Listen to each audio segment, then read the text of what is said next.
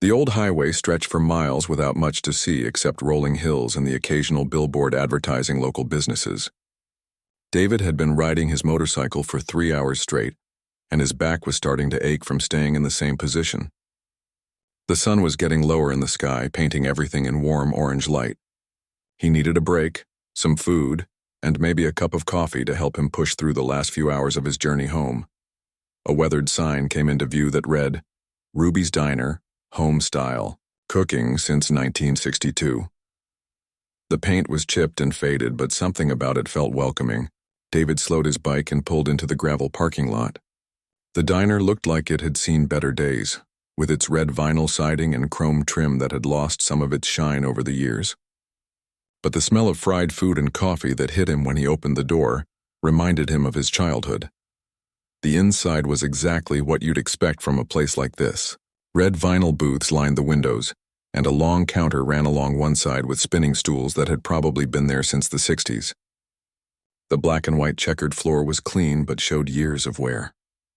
A few local folks sat scattered around, mostly older men in work clothes who looked like they'd been coming here for decades. David chose a booth near the window where he could keep an eye on his motorcycle.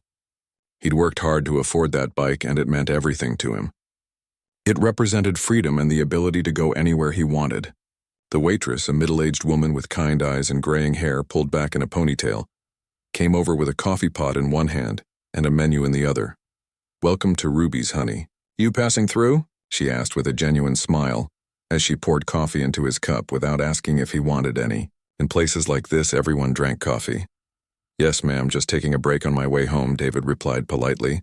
His mother had raised him to always be respectful to his elders, especially women. "What would you recommend?" "The meatloaf is fresh today, and Ruby makes the best mashed potatoes in 3 counties. Apple pie too, if you've got room for dessert." She seemed proud of the food they served here. "That sounds perfect. Thank you." David handed back the menu and settled in to enjoy his coffee. It was strong and hot, exactly what he needed. He pulled out his phone to check for messages from his mom, making sure she was doing okay since his visit. That's when he heard the rumble of motorcycles pulling into the parking lot. Through the window, he could see 5 men on loud, chrome-heavy bikes parking near his own motorcycle. They were the type of riders who wanted everyone to know they were there. Their bikes were covered in skull decorations and aggressive stickers. The men themselves looked rough around the edges, with leather vests, bandanas, and the kind of attitude that said they owned whatever space they occupied. The door to the diner swung open with more force than necessary, and the 5 men walked in like they were making an entrance. The leader was a big guy with a shaved head and arms covered in tattoos. His vest had patches that suggested he was part of some kind of motorcycle club. The others followed behind him like loyal followers waiting for orders.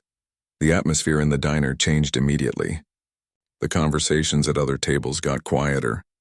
The waitress behind the counter suddenly found reasons to stay busy with her back turned. Even the cook seemed to be making less noise in the kitchen. It was like everyone was hoping to become invisible.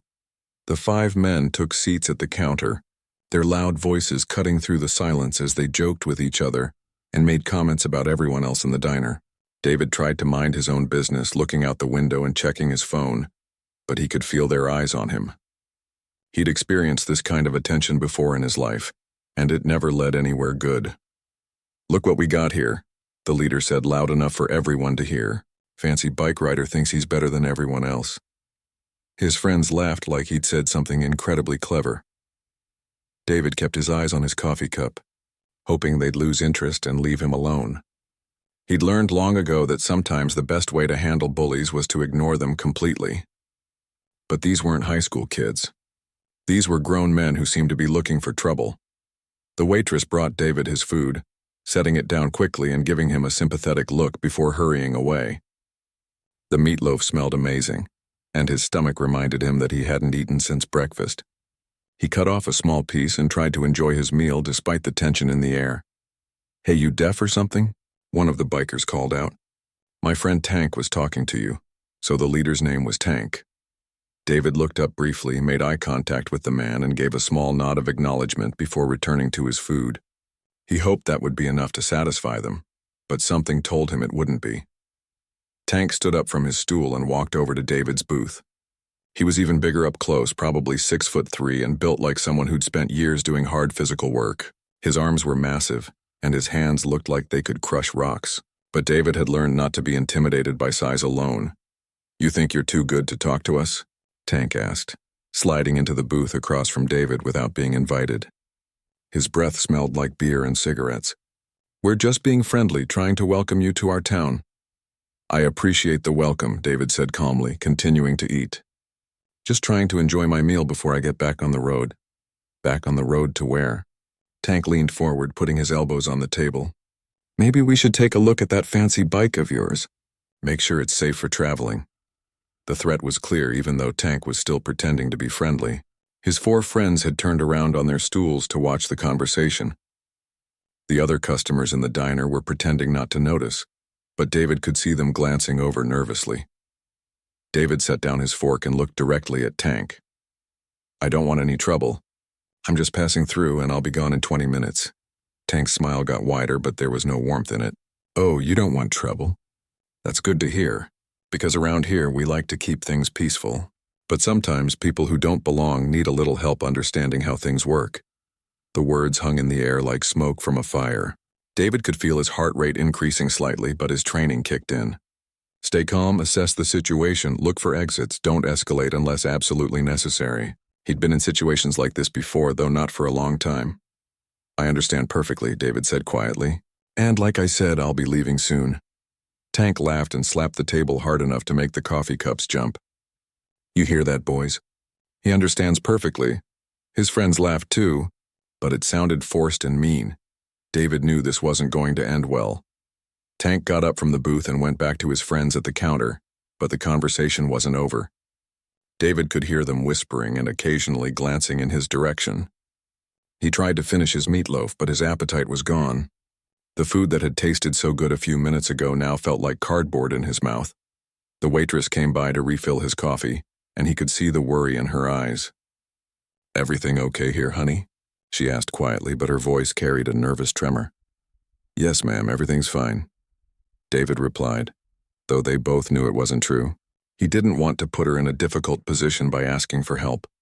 In a small town like this, she probably had to deal with these men regularly, and causing problems for her wouldn't help anyone. David pulled out his wallet to pay for his meal. The sooner he got out of here, the better, but as he was counting out bills, Tank's voice boomed across the diner again. "You know what, boys? I think our new friend here might be one of those types who thinks he's special, riding through our town on his pretty bike, acting all superior."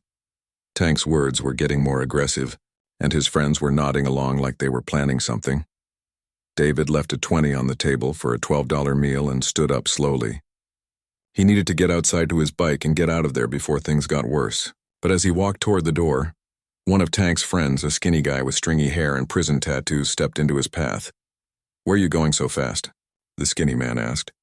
"Tank wasn't done talking to you yet. I paid my bill. I'm leaving," David said firmly but calmly.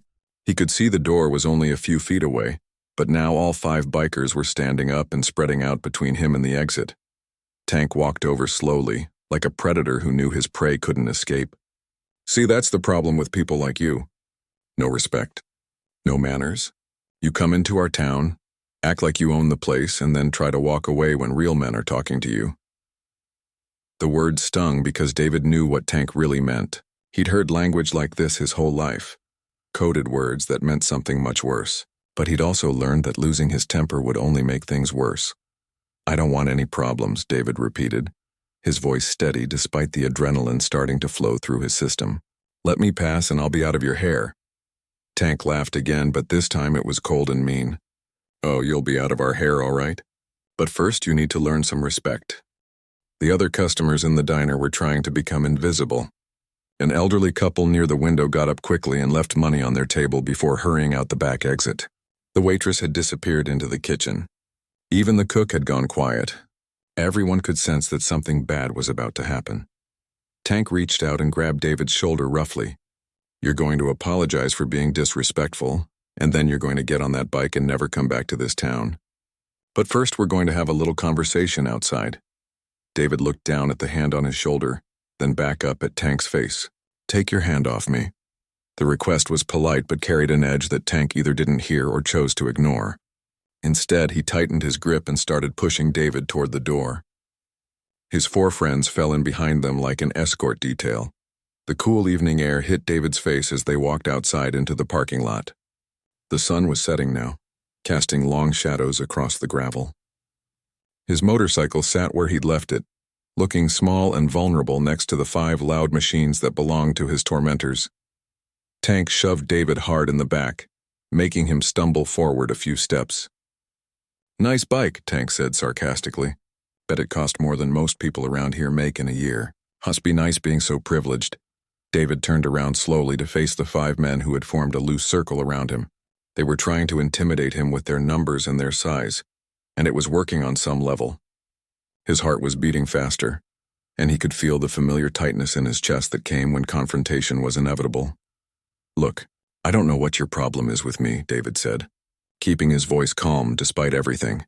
"I haven't done anything to any of you. I just wanted to eat and get back on the road." Tank stepped closer, getting right in David's face. His breath was hot and smelled like stale beer and anger. "My problem is people like you thinking you can just ride through here like you own the place. Acting all quiet and polite like you're better than us." One of Tank's friends, a heavyset man with a gray beard, spoke up. "Maybe we should teach him what happens to outsiders who don't show proper respect." The others murmured their agreement. David could see where this was heading, and he knew he had to try one more time to defuse the situation. "I respect you in this town. I'm not looking for trouble. Just let me get on my bike and go." Tank's face twisted into an ugly smile. "Oh, you're going to go all right. But first you're going to learn what respect really means." Without warning, Tank shoved David hard in the chest, sending him stumbling backward toward his motorcycle. The other 4 men spread out wider, blocking any escape routes. They were like a pack of wolves circling their prey, and they knew they had him trapped. David caught himself before falling and straightened up.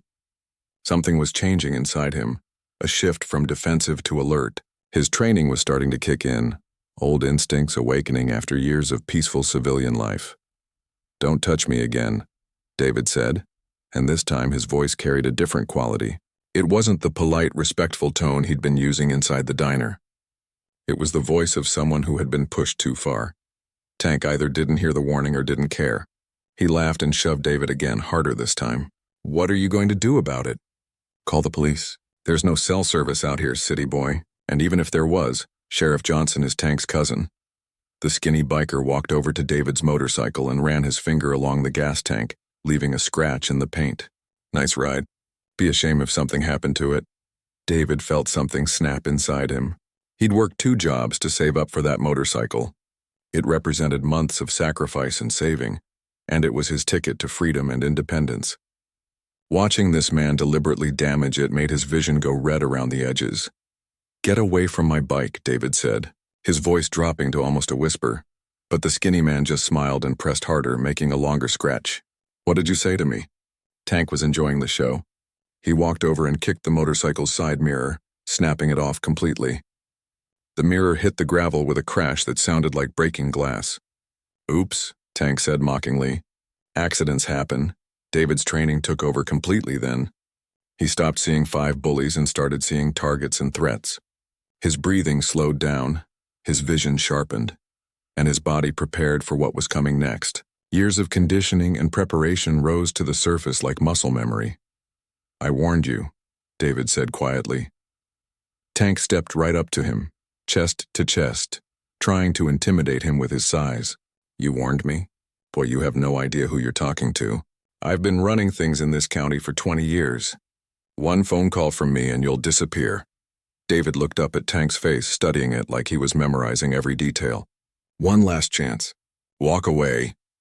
Tank's fist came up fast, aimed right at David's jaw, but David had seen it coming from the moment Tank shifted his weight. What happened next would change everything. Tank's punch never connected. David moved his head just enough to let the big man's fist sail past his ear, and in that split second everything changed. The quiet, polite traveler who had been trying to avoid conflict disappeared, replaced by someone who moved with deadly precision. David's counterpunch was lightning fast and perfectly placed. His fist connected with Tank's solar plexus, driving the air out of the bigger man's lungs with a whoosh. Tank doubled over, gasping for breath he couldn't find, his face turning red as he struggled to understand what had just happened. The other 4 bikers stood frozen for a moment, shocked by how quickly their leader had gone down. But then the skinny one with prison tattoos let out a yell and rushed at David with his fists raised high above his head. David sidestepped the clumsy attack and grabbed the man's wrist as he went past, using his own momentum to send him crashing into the side of a parked pickup truck. The impact made a loud bang that echoed across the parking lot, and the skinny man slid down the truck's side like a rag doll, leaving a dent in the metal. The heavy-set biker with the gray beard was smarter. He pulled out a knife and held it low, approaching David more carefully. "You just made the biggest mistake of your life," he growled, weaving the blade back and forth in front of him. David's eyes locked onto the knife, and his training took over completely. He'd dealt with armed opponents before in places where mistakes meant death. This parking lot in small-town America suddenly felt very familiar. When the bearded man lunged with the knife, David was ready. He caught the man's wrist and twisted it in a way that made the attacker scream and drop the weapon. Then David drove his knee up into the man's ribs and everyone heard the sound of bones breaking. The bearded biker collapsed to the gravel, clutching his side and making sounds like a wounded animal. 2 of the original 5 were now down, and Tank was still trying to catch his breath. The remaining 2 bikers looked at each other uncertainly. This wasn't going the way they'd planned. The quiet stranger they'd thought would be an easy target was moving like a professional fighter.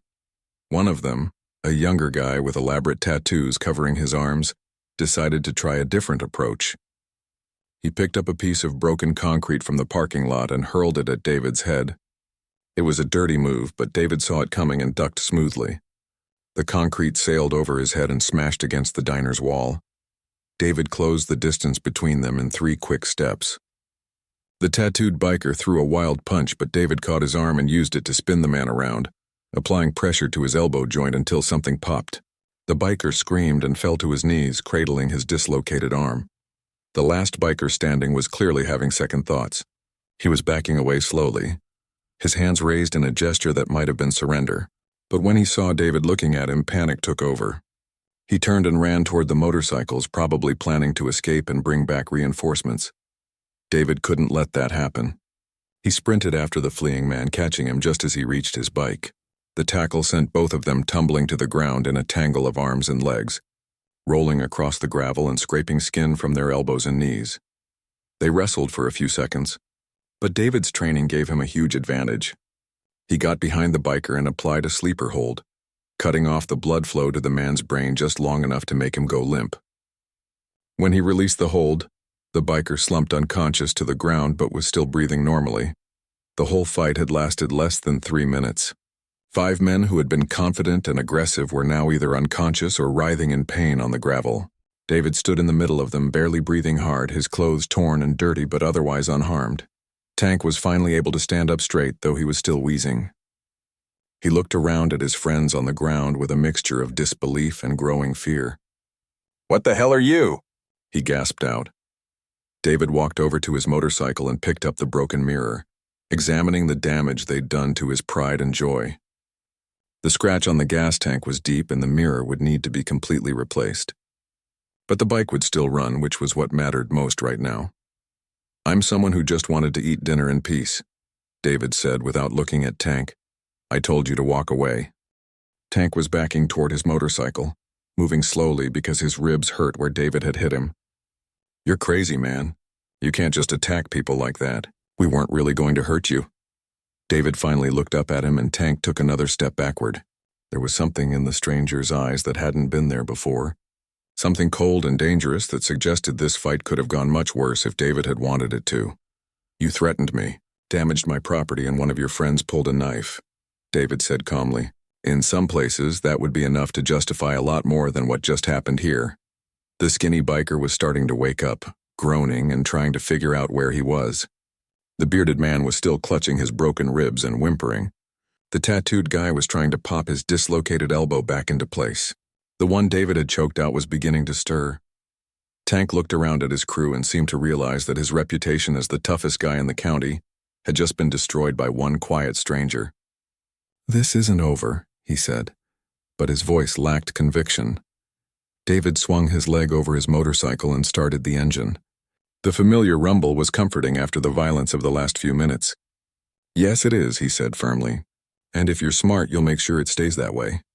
Tank helped the skinny biker to his feet, both of them moving carefully and keeping their distance from David. "You don't know who you're messing with," Tank said, trying one last time to sound threatening. "I got friends. Important friends."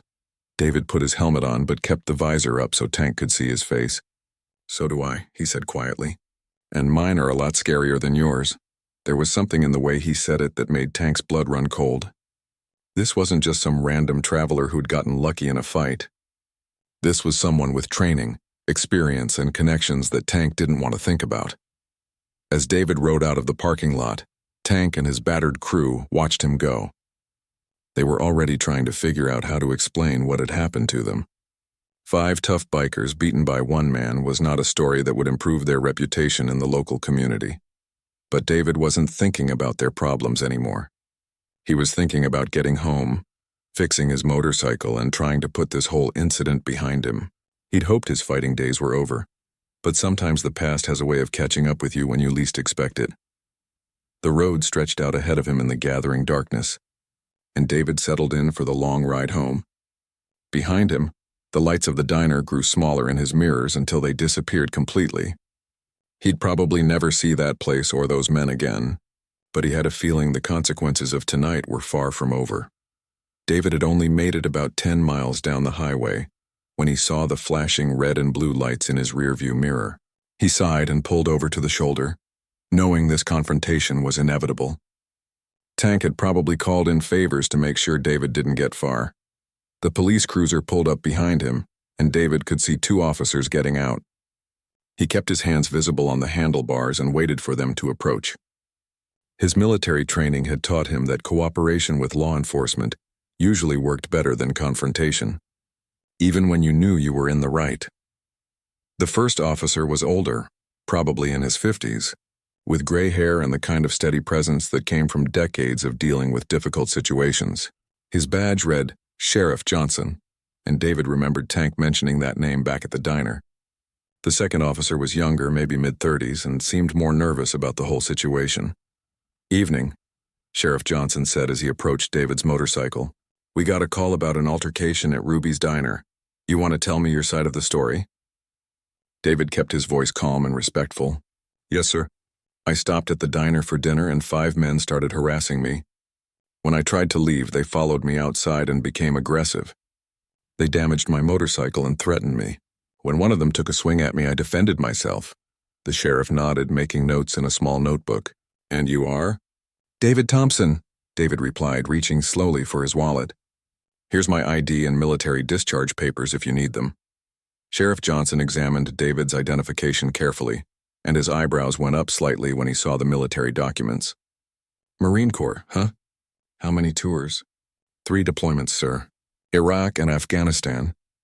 David wasn't sure if this would help or hurt his case, but honesty seemed like the best policy. The younger officer spoke up for the first time. "Sheriff Tank and his boys are saying this guy attacked them unprovoked. They're pretty beat up. 2 of them are at the hospital right now." David felt his heart sink. If it came down to his word against 5 locals in a small town where Tank apparently had connections, he was going to lose. But Sheriff Johnson held up a hand to quiet his deputy. "Now hold on, Roberts. Let's get all the facts before we jump to conclusions." The sheriff turned back to David. "You said they damaged your motorcycle?" David pointed to the scratches on his gas tank and the broken mirror dangling from its mounting. "They did that while they had me surrounded in the parking lot. There should be witnesses inside the diner who saw how it started." Sheriff Johnson walked around the motorcycle, examining the damage with his flashlight. "These are fresh scratches, and this mirror was definitely broken tonight." He made more notes. "You said one of them swung at you first?" "Yes, sir. The big one they called Tank. He shoved me twice, then threw a punch at my head. I defended myself." The sheriff was quiet for a moment, studying David's face in the glow of the flashlight. "Son, I've been doing this job for 27 years, and I've learned to tell the difference between someone who's lying and someone who's telling the truth. You seem like the truthful type." Deputy Roberts looked confused. "But Sheriff," Tank said. "I know what Tank said," Sheriff Johnson interrupted. But I also know Tank and I know his history. This wouldn't be the first time he started trouble he couldn't finish. He turned back to David. Tell me about your military service. What was your specialty? David hesitated, knowing his answer might make him look more guilty. But lying to a police officer was never a good idea. I was Force Recon, sir. Special Operations. Sheriff Johnson's eyebrows went up again. Force Recon Marines were elite soldiers, trained in hand-to-hand combat and warfare tactics that went far beyond what regular infantry learned. Suddenly, the fact that one man had defeated 5 attackers made a lot more sense. That explains a few things, the sheriff said quietly. Tank and his boys probably had no idea what they were getting into. Deputy Roberts was still skeptical. Are we just going to take his word for it? What if he's lying about the whole thing? Before Sheriff Johnson could answer, another vehicle pulled up behind the police cruiser. It was a pickup truck, and David could see an elderly man getting out. The sheriff waved to the newcomer. Evening, George. What brings you out here? The old man walked up to the group, moving slowly but with purpose. I heard you might be questioning the young man who was at Ruby's tonight. I wanted to make sure you heard the whole story. David realized this must be one of the customers who had been in the diner during the confrontation. His heart started beating faster, hoping the man would back up his version of events. I was sitting 2 booths away from where it all started, George continued. Saw the whole thing. Those boys were harassing this young man from the minute they walked in, making comments, being disrespectful. He was just trying to eat his dinner and mind his own business. Sheriff Johnson made more notes. Did you see what happened outside? Sure did. I was paying my bill when they all went out to the parking lot. Watched through the window. Tank and his crew surrounded this boy, started pushing him around and messing with his motorcycle. Tank threw the first punch, no question about it. This young man was just defending himself. Deputy Roberts looked like he'd swallowed something sour. The testimony of a respected local citizen carried a lot of weight, and it completely contradicted Tank's version of events. Anything else you think I should know, George? Sheriff Johnson asked. The old man nodded. That boy tried to avoid trouble every step of the way. He was polite, respectful, didn't raise his voice or make threats. But when they started damaging his property and attacking him, he had every right to defend himself. Tank and his crew got exactly what they deserved. Sheriff Johnson closed his notebook and looked at David. Based on what I've heard tonight, and what I know about the parties involved, I'm satisfied that you acted in self-defense. You're free to go. David felt a wave of relief wash over him. Thank you, Sheriff. I appreciate you listening to all sides, but Sheriff Johnson wasn't done. However, I strongly suggest you get out of this county tonight and don't come back. Tank has friends who might not be as interested in hearing the truth as I am. Some of them might decide to take matters into their own hands. The warning was clear. Even though David had been legally justified in defending himself, Tank's reputation and connections meant that staying in the area would be dangerous. David nodded his understanding. I was already planning to keep riding tonight, sir. I just want to get home and put this behind me. Smart thinking. Sheriff Johnson handed David his identification back. For what it's worth, thank you for your service. And I'm sorry this happened in my county. As the officers prepared to leave, George walked over to David and shook his hand. You did good tonight, son. Don't let anyone tell you different. Those boys had it coming for a long time. I just wanted to avoid trouble, David said. Sometimes trouble finds you whether you want it or not, George replied. The measure of a man is how he handles it when it does. You handled it well. After everyone had left, David sat on his motorcycle for a few minutes trying to process everything that had happened. A simple dinner stop had turned into a fight that could have gone much worse. He was grateful for Sheriff Johnson's fairness and George's willingness to speak up. But he knew he wasn't out of danger yet. He started his bike and pulled back onto the highway, keeping an eye on his mirrors for any signs of pursuit. Tank might be injured and humiliated, but David doubted the man would let this go without some kind of retaliation. The sooner he got out of this area, the better. The miles passed slowly as David rode through the darkness, his mind replaying the events at the diner. He'd hoped his fighting days were behind him, but tonight had proven that you could never completely escape your past. The skills he'd learned in the military had saved him from serious harm, but they'd also marked him as someone dangerous in the eyes of people like Tank. As the county line came into view, David felt some of the tension leave his shoulders. He was finally leaving Tank's territory behind, but he had a feeling the consequences of tonight's confrontation were far from over. Men like Tank didn't forget humiliation, and they rarely forgave the people who caused it. David settled in for the long ride home, hoping that distance and time would be enough to keep him safe from whatever revenge Tank might be planning. 3 weeks later, David was working on his motorcycle in his garage when his phone rang. The caller ID showed Sheriff Johnson's number, which surprised him. He'd hoped never to hear from that part of the country again. "Mr. Thompson, this is Sheriff Johnson. I hope I'm not calling at a bad time." David wiped the grease off his hands with a shop rag. "No, sir, not at all. Is everything all right?" There was a pause on the other end of the line. "Well, that depends on how you look at it. I thought you should know what's been happening here since you left." David's stomach tightened. He'd been expecting something like this for weeks. "What kind of trouble?" "The good kind, actually. Tank and his crew are facing some serious charges: assault, intimidation, destruction of property, and a few other things. Turns out after word got around about what happened that night, several other people came forward with their own stories about being harassed by those boys." This wasn't what David had expected to hear. "Other people?" "Oh yes. Seems like you weren't the first traveler they'd given trouble to. A family from out of state filed a complaint about being threatened at a gas station. A young couple said Tank's crew followed them for 20 miles, trying to run them off the road. Once people realized these boys weren't untouchable anymore, the stories started coming out of the woodwork." David sat down on a workbench trying to process this information. "So they're actually going to face consequences? Looking at some serious jail time from what the prosecutor tells me. And here's the thing that might interest you. Tank's been telling anyone who'll listen about the crazy Marine who beat them all up. Problem is, his story keeps changing every time he tells it." Sheriff Johnson chuckled. "First, you were 8 feet tall and had weapons. Then you were part of some secret government hit squad. Yesterday I heard him telling someone you were a ninja who could disappear into shadows. The man's reputation is completely shot."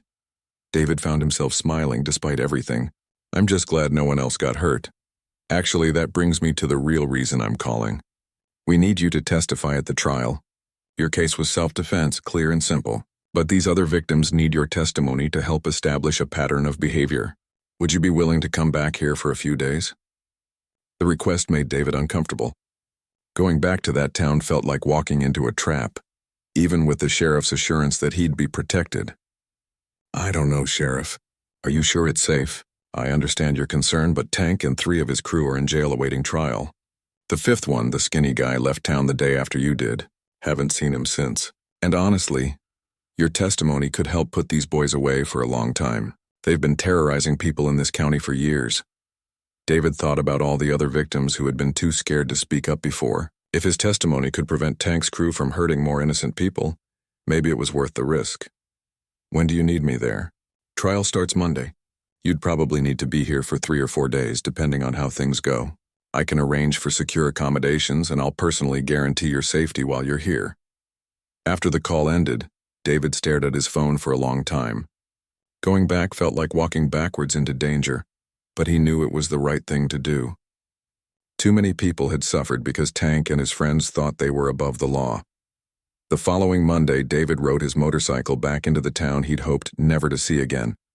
The scratches on his gas tank had been repaired, and he'd replaced the broken mirror, but he could still remember exactly how they'd gotten damaged.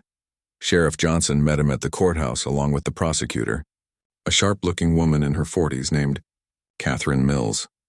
She explained that David's testimony would be crucial in establishing Tank's pattern of targeting innocent people. The defense is going to claim that Tank and his friends were just having fun, that they never intended to hurt anyone, she explained. Your case proves that their actions crossed the line from harassment into assault and destruction of property.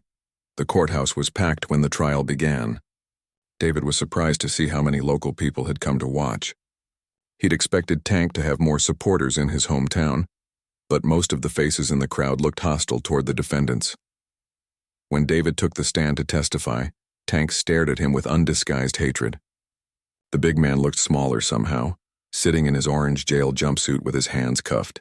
The confident bully from the diner parking lot had been replaced by a bitter, defeated-looking man who'd lost everything. David told his story simply and honestly, describing the harassment at the diner, the damage to his motorcycle, and the moment when Tank threw the first punch. The prosecutor asked him about his military background and training, establishing that despite his skills, he'd tried everything possible to avoid conflict. Tank's lawyer tried to make David look like the aggressor, suggesting that a trained soldier should have walked away instead of fighting. But David's calm, respectful demeanor on the witness stand made it clear who the real victim had been that night. "Mr. Thompson," the defense attorney said, "don't you think using military combat techniques against civilians was excessive force?" David considered the question carefully. "Sir, I used the minimum force necessary to protect myself from 5 attackers, one of whom was armed with a knife. My training taught me how to end the threat quickly without causing permanent injury. If I'd wanted to hurt those men seriously, they would never have gotten up." The courtroom was completely silent after that answer.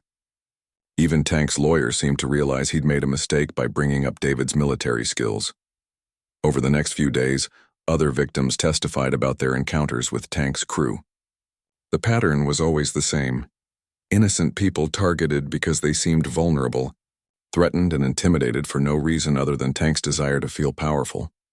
George, the elderly man who had witnessed the diner incident, testified about years of watching Tank's crew terrorize visitors to their town. "I was ashamed that I never spoke up before," he said. "It took this young Marine's courage to show the rest of us that bullies can be stopped."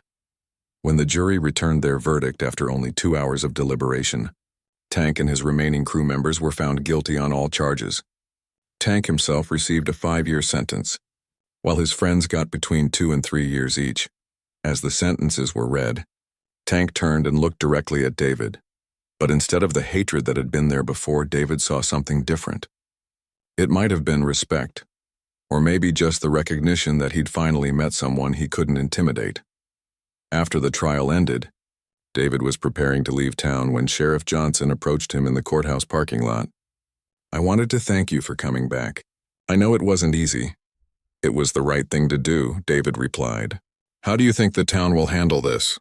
Sheriff Johnson looked around at the people leaving the courthouse, many of them talking excitedly about the trial's outcome. "I think it's going to be a better place. Tank's crew kept a lot of good people scared for too long. Maybe now folks will feel like they can speak up when someone's being mistreated." As David rode his motorcycle out of town for what he hoped would be the final time, he felt a sense of closure he hadn't expected. The quiet dinner stop that had turned into a violent confrontation had ultimately led to justice for multiple victims. At the town limits, he passed Ruby's diner and decided to stop for one last meal. The same waitress was there and she recognized him immediately. "Well, look who's back," she said with a genuine smile. "I heard about the trial. Thank you for what you did." "I just testified about what happened," David said modestly. "You did more than that. You showed people that bullies can be stopped, that good people don't have to live in fear." She poured him coffee without asking. "This one's on the house." As David ate his meal in peace, he reflected on how much had changed since his first visit to this diner. Tank and his crew were in prison. Other victims had found the courage to speak up.